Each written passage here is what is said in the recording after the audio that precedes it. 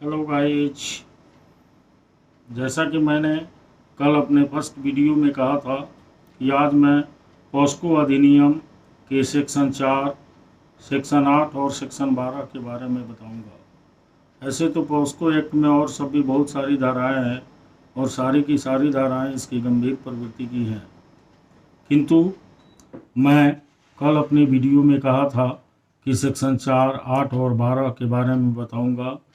अन्य धाराओं के बारे में फिर अपने अगले वीडियो के बारे में आप लोगों को बताऊंगा।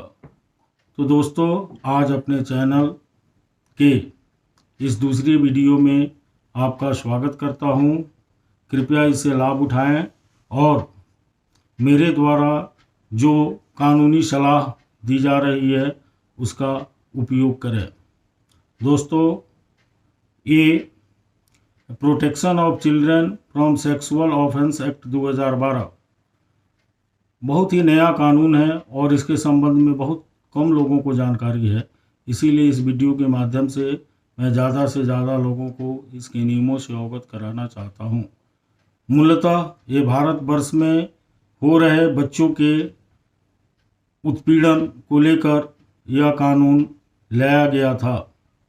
निर्भया कांड आप लोगों के सामने है और निर्भया कांड के बाद ही केंद्र सरकार ने यह विचार किया कि बच्चों के साथ हो रहे उत्पीड़न को गंभीरता से लिया जाए और इस पर नए कानून की आवश्यकता केंद्र सरकार ने महसूस की थी और उसके बाद ये नया कानून लाया गया। सेक्शन 4 ये अत्यंत गंभीर धारा है।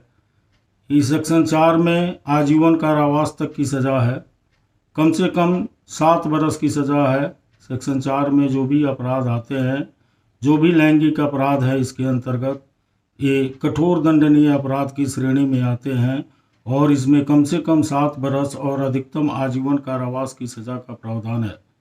जहाँ तक सेक्शन 8 की बात है, इसमें कम से कम 3 बरस की सज़ा का प्रावधान है और जो है 5 बरस तक की सज़ा इसमें की जा सकती है। जहाँ तक सेक्शन 12 का सवाल है, सेक्शन 12 में भी 3 वर्ष की सज़ा है और तीनों ही धाराओं में इसकी गंभीरता को देखते हुए जुर्माने का भी प्रयोजन किया गया है। अर्थात जेल के साथ साथ आपको जुर्माना भी चुकाना पड़ेगा, जो अत्यंत गंभीर प्रवृत्ति के अपराध हैं। दोस्तों, हम समाज के उस कड़ी की चर्चा कर रहे हैं जिसको जो है सबसे ज़्यादा सुरक्षा की ज़रूरत है। बच्चे हमारे देश के भविष्य हैं और उनके साथ किसी तरह का कोई उत्पीड़न नहीं होना चाहिए। किसी भी देश का भविष्य समाज के बच्चों पर आश्रित होता है, नौजवानों पर आश्रित होता है। आज जो बच्चे हैं, कल होकर वही नौजवान होंगे। किशोर पहले होंगे, किशोर होने के बाद उनकी नौजवान होंगे, नौजवान होने के बाद इस देश के भविष्य को निर्धारित करेंगे। ऐसी स्थिति में उनको सुरक्षा मिलनी ही चाहिए। किसी तरह का ऐसा कोई कार्य नहीं करें जिससे बच्चों को किसी तरह की कोई पीड़ा या कष्ट पहुँचे और उनको न्याय तथा न्यायालय के शरण में अनावश्यक ही जाना पड़े। ये बहुत दुखद बात है कि बच्चों के साथ भारतवर्ष में उत्पीड़न हो रही है और इसको रोकना ही होगा। सिर्फ सरकार इसके लिए जिम्मेदार नहीं है, आम आदमी को भी इसके लिए पूर्ण रूपेण जिम्मेदार बनना पड़ेगा और इस अपराध की गंभीरता को समझते हुए सारे लोगों को एकजुट होकर बच्चों को सुरक्षा प्रदान करनी ही पड़ेगी।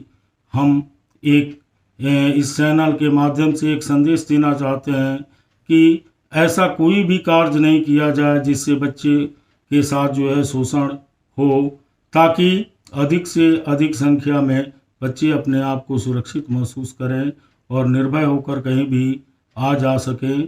किसी तरह का जो है उनको कठिनाई या परेशानी महसूस नहीं है हो, स्वतंत्र रूप से अपने विद्यालय का कार्य कर सके, स्वतंत्र रूप से निर्भीक होकर अपने पठन पाठन का कार्य कर सकें, उन्हें किसी तरह का सामाजिक भय नहीं सताए और पूर्णतः अपना ध्यान वो लोग शिक्षा में लगाएं और निर्भीक होकर अपना समस्त कार्य संपादित करें। बच्चे जितने शिक्षित होंगे, जितने ही अच्छे होंगे उस देश का भविष्य उतना ही अच्छा होगा। इसी के लिए protection of children from sexual offence act 2012 का प्रावधान सरकार ने किया ताकि बच्चों को समुचित सुरक्षा प्रदान की जा सके। दोस्तों, जब मैं अपना अगला वीडियो बनाऊंगा तो जो शेष बची बातें हैं protection of children from sexual offence act 2012 का, उसके बारे में विस्तृत रूप से बताऊंगा। क्योंकि इसके साथ सिर्फ बच्चियों को संरक्षण ही नहीं दिया गया है, क्योंकि इसके साथ साथ बच्चों को भी संरक्षण दिया गया है। भारतवर्ष में जो भी नाबालिग बच्चे हैं उनको भी संरक्षण इस धारा में दी गई है। 377 की धारा को रिपील्ड कर दिया गया, लेकिन पॉस्को एक्ट के अंतर्गत बच्चों को प्रोटेक्शन प्रदान किया गया। ऐसा नहीं कि जो है बच्चों को इस धारा के अधीन जो है संरक्षित नहीं किया गया है। बच्चों के भी संरक्षण का पूर्ण ध्यान रखा गया है। यह एक बच्चों और बच्चियों दोनों के लिए जो है सामान्य रूप से जो है सुरक्षा प्रदान करने के उद्देश्य से बनाया गया है।